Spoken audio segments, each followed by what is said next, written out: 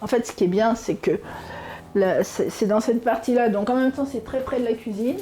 Donc ils entendent quand je suis en train de farfouiller dans la cuisine, mais ils sont quand même complètement indépendants, quoi. Il y a quelques mois, j'ai contacté Utopia 56 pour rencontrer des hébergeurs solidaires à Tours. Utopia 56, c'est une asso qui a plusieurs antennes en France et qui s'occupe des personnes en exil. L'antenne de Tours, elle se concentre sur les mineurs isolés ou jeunes non accompagnés, qui sont des jeunes qui sont arrivés sur le territoire français sans parents ou responsables légaux. Et normalement, c'est le département qui doit prendre en charge ces jeunes suite à une évaluation.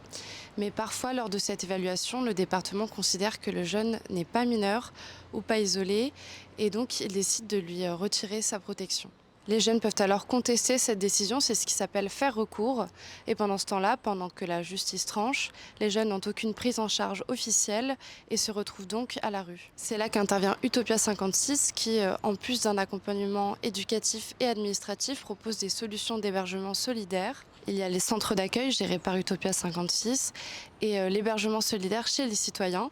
Donc le principe, c'est qu'un citoyen va accueillir un jeune chez lui. Dans cette vidéo, vous allez entendre les témoignages de 3 hébergeuses solidaires, Suzanne, Marie-Pierre et Geneviève, qui ont des histoires et des personnalités très différentes. Elles partagent les raisons de leur engagement, ce que cette expérience leur a apporté, et évidemment les belles rencontres qu'elles y ont faites. Vous entendrez aussi Violette, c'est un nom d'emprunt, une jeune isolée qui, après avoir enchaîné les hébergements d'urgence, a finalement été accueillie plusieurs mois dans une même famille.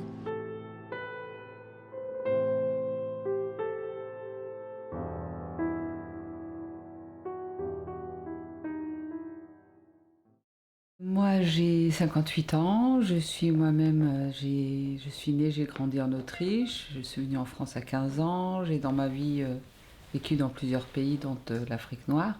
Voilà. Je pense déjà avant, je voulais toujours être capable d'aider, mais c'est vrai que tout seul, c'est moins évident d'aller... Parce qu'il y a des responsabilités aussi, etc. Et que du coup, quand j'ai découvert Utopia 56, je trouvais que c'était vraiment le cadre idéal pour pouvoir accueillir... sans me poser de questions, savoir qu'il y aurait quelqu'un aussi pour m'appuyer, pour voilà, m'expliquer ou m'accompagner. Et je me sens aussi assez légitime, particulièrement dans l'hébergement d'accueil, pour ceux qui viennent d'arriver d'Afrique, parce que j'ai vécu là-bas, et de par ma vie, j'ai une vision assez multilatérale, je dirais, des choses, et je suis consciente des problèmes d'acclimatation culturelle aussi, et que de ce point de vue-là, je pense que je peux les accompagner au mieux quand ils arrivent tout juste. J'ai rencontré l'association sur Facebook, parce qu'ils faisaient, à l'époque, ils n'avaient pas de bureau, ils n'avaient rien. Donc ils faisaient des demandes sur Facebook, ils cherchaient des gens parce que les jeunes dormaient dans la rue. Et c'est comme ça que je me suis dit que j'étais toute seule dans une grande maison, qu'il y avait de la place. Et j'ai écrit plusieurs messages que j'ai pas envoyés quand même. Et puis un beau jour, je me suis lancée, mais je connaissais même pas. Je connaissais Utopia de nom, mais je savais pas exactement à quoi ça correspondait. Comme c'était quand même pas un domaine dans lequel j'étais forcément très à l'aise, moi je voulais des choses qui ne durent pas trop longtemps, quoi. Et en fait, ça a vraiment pas été un problème après. Hein. Enfin, pour moi, ça a débordé même au point de devenir responsable pour un garçon que j'avais rencontré par Utopia et qui a habité 4 ans ici et qui maintenant, qui était là hier avec sa femme et sa petite fille, enfin qui fait partie de la famille, donc ça a vraiment débordé énormément. Eh ben, ça a commencé parce que c'est complètement humain. Ça m'est vraiment très très difficile de me dire que moi je suis dans un confort, un vrai confort, et qu'il y a des gens qui n'ont pas de toit, qui n'ont pas de quoi manger. Au départ, compte tenu de la vie que j'avais, c'était de l'hébergement d'urgence uniquement, pour plein de raisons, parce que ça mobilise beaucoup en fait. C'est un vrai engagement d'accueillir, en tout cas pour moi, hein, il y a peut-être des gens qui le vivent autrement, mais pour moi accueillir quelqu'un, ça a du sens, c'est un sens d'accueil. C'est pas juste, tiens, pose-toi là et voilà. C'est comme toutes les relations humaines en fait, c'est un grand échange. Moi j'ai sans arrêt des messages, j'ai sans arrêt des choses gentilles qui sont dites, enfin il y a tout un ensemble affectif qui est assez... qui m'étonne toujours, parce que j'ai jamais imaginé que ça serait aussi... qu'il y aurait autant d'échanges, quoi. Je n'ai jamais imaginé tout ce que j'allais recevoir de la part de ces jeunes-là. plus le fait que quand ils sont là, ils sont excessivement polis, ils sont excessivement serviables et respectueux. Et ça, c'est quelque chose que les gens devraient savoir, parce que quand on voit les choses qui sont dites sur eux, ça ne correspond pas à la réalité, quoi. Je pense que intuitivement, tous, nous savons, tous les humains, nous savons qu'accueillir quelqu'un, c'est bouleverser notre quotidien. Ça, je veux dire, je rencontre quelqu'un, ça bouleverse qui j'étais avant. C'est toujours ça. Donc, en fait, il s'est trouvé que dans l'hébergement d'urgence, j'ai rencontré Violette en juillet 2023, dans le même dispositif d'Utopia. Et en fait, je me suis dit qu'avec elle, c'était la première fois vraiment qu'avec elle, c'était possible. Et avec elle, je me dis, s'il y en a une, je crois que c'est comme ça que j'en parle, hein, s'il y en a une avec qui nous pouvons prendre le risque, c'est un nous qui force un peu peut-être ma maison, mais qui est moi, s'il y en a une avec qui je peux prendre le risque, c'est elle. Quel risque? Le risque de l'accueillir au quotidien, le risque d'avoir une maison complètement bouleversée par une autre personne, le risque que mes enfants qui vivent encore à la maison se retrouvent à charge d'une nouvelle personne à la maison qui ne saurait pas se débrouiller. Le risque, c'est ça, que le bouleversement que suppose une nouvelle personne dans la maison soit un bouleversement qui nous mette à mal et non pas à bien au sens à vivre. Voilà. En fait, au début, j'avais vraiment marre parce que j'ai changé, par mois, j'ai changé beaucoup de maisons déjà. Et du coup, je pense que j'ai commencé à m'habituer à la ville. J'ai commencé à voir des amis et tout ça. Et du coup, presque tous les week-ends, je monte et je descends avec mes bagages pour changer des maisons et tout ça. Et du coup, je me dis, comme ça, tout le monde va me regarder, mais non, je ne veux pas que tout le monde sache que je n'ai pas une maison fixe, quoi.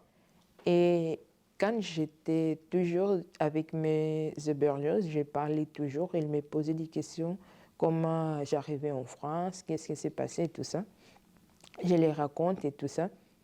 Et du coup, je les ai dit aussi que j'ai vraiment marre de changer tout le temps de lieux pour aller à chaque fois, je dois faire ça et faire ça. Et j'ai commencé vraiment à devenir, c'était stressant. Avec Violette, je découvre tellement de choses. Avec Violette, déjà, j'avais pas de fille à la maison, au quotidien. Je rencontre une manière de penser, de voir la vie, de poser des actes, de réfléchir. C'est une rencontre. Ici, c'est aussi bien, c'est très bien. Je suis vraiment à la maison. Avec elle, je peux parler de n'importe quoi. Ouais. Quelque chose qu'avant, c'était même pas envisageable que je fasse.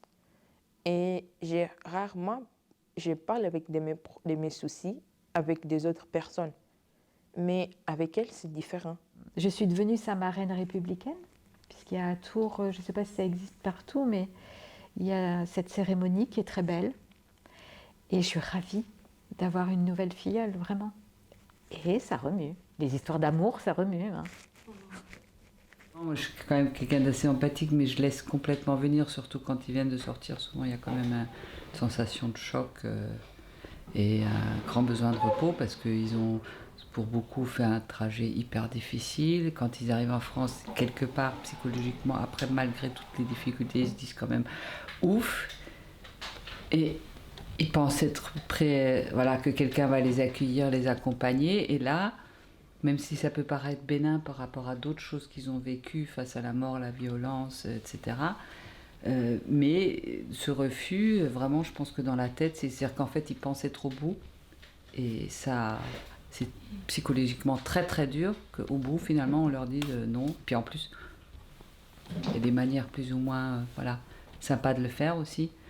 Et moi, j'ai souvent accueilli les gens en les voyant complètement choqués, mais plus par ce non ou ce refus que par d'autres choses qu'ils avaient pu vivre. Ça, c'est le côté difficile de l'hébergement, c'est ça. C'est qu'il faut pouvoir entendre des choses Et puis c'est des choses qui vont nous choquer et puis qui vont nous perturber. Et puis aussi, la deuxième chose que je trouve angoissante, c'est pour la suite. Parce qu'automatiquement, on se fait du souci pour eux, pour la suite. Et puis, comme ça dure longtemps et qu'il y a beaucoup d'incertitudes, je pense qu'il y a des gens qui peuvent pas arriver à intégrer tout ça. On ne peut pas rester indifférent là. Quand on les a écoutés parler, quand on les rencontre, quand on les connaît, on ne peut pas rester indifférent. Et voir à côté, écouter les âneries des politiques, entre autres. Et puis la façon dont ils sont traités, c'est absolument anormal. Je sais pas, j'aimerais savoir parmi les politiques combien ont déjà pris le temps de les rencontrer, de voir ce que font les associations, d'aller. Je pense pas. Hein. À Tours, ils invitent assez fréquemment les gens, les politiques locaux à venir. Mais bon, il y en a une partie qui ne viendra pas. Il y a forcément une partie qui est déjà concernée qui viendra, mais les autres. On est dans les nations les plus super au niveau des droits de l'homme, au niveau de la défense de plein de choses. Mais en même temps, on crée quand même aussi la souffrance, la violence, la mort directe par une gestion des frontières devenue hermétique. Et c'est pas notre peau, ça respire quoi. Voilà, une frontière, ça doit respirer aussi. Vouloir faire hermétique, on ne peut que créer des bouchons. Enfin, c'est vraiment des fois aussi. Ça peut paraître simpliste comme truc, mais il y a de ça. Bon, je dis c'est peut-être un peu utopique, mais si chacun il aidait quelqu'un, il n'y aurait pas de problème du tout en fait. C'est d'une richesse dont je n'avais pas idée. C'est d'un engagement dont j'avais quelques idées et nous avons bien fait de ne pas de ne pas prendre d'autres risques. C'est comme une histoire d'amour, vraiment. C'est vraiment ça. C'est-à-dire qu'au début, on pense que ça va se passer comme ci et comme ça. Ça ne se passe jamais comme on a prévu. Et ça nous emmène à des endroits imprévus, je ne sais pas. Moi, je dis que c'est la meilleure chose que j'ai faite de toute ma vie. Hein. Parce que, bon, il y a le boulot, il y a tout ça, mais que vraiment, en tant que moi, en tant que personne, c'est la chose dont je serais le plus fière quand je ne serai plus là, quoi. Utopia 56 accompagne quand même beaucoup. Je veux dire, c'est pas... Voilà, en tout cas moi dans l'hébergement d'urgence, c'est 2-3 jours. Et puis après, si je dis je peux pas le jour d'après, ils trouvent une solution, qu'il n'y a aucune responsabilité, enfin, ou irresponsabilité légale, que c'est quelque chose qui est, voilà, qui est tout à fait autorisé par la loi d'accueillir chez soi des gens et que c'est tout simplement humain et que c'est une super belle expérience. Voilà, Ce n'est pas pour tout le monde une chose de venir en France, d'être un immigrant sans parents ou sans personne pour t'héberger. Ce n'est pas quelque chose qu'ils ont vraiment envie d'y faire. Pour tout le monde qui est dans les mêmes situations que moi et qui a passé ça, c'est juste que tu dois t'adapter. Je sais que ce n'est pas facile, tu vas avoir peur de tout le monde et tout, mais il y a encore des personnes qui tu peux le faire confiance, quoi. Moi, j'ai trouvé quelqu'un que j'ai fait confiance, ou beaucoup de personnes en tout cas. Voilà. Mais tu dois continuer, quoi. Parce que si tu lâches, personne ne va le faire pour toi.